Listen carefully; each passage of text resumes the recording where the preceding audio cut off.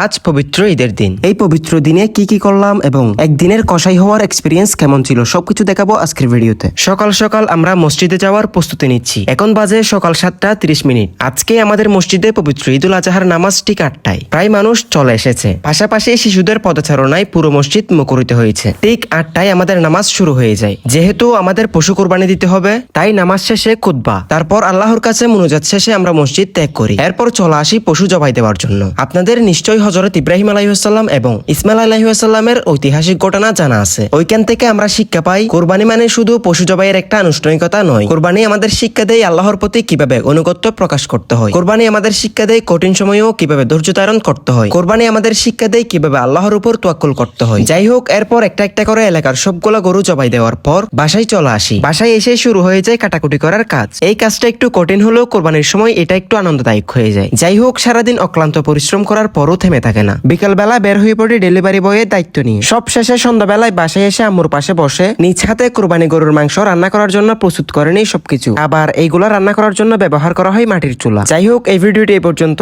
আশা করছি আজকের ভিডিওটি আপনাদের ভালো লেগেছে। ইনশাআল্লাহ আপনাদের সাথে দেখা হচ্ছে নতুন কোনো ভিডিওতে। সে পর্যন্ত সবাই ভালো থাকুন, সুস্থ থাকুন। আল্লাহ হাফেজ।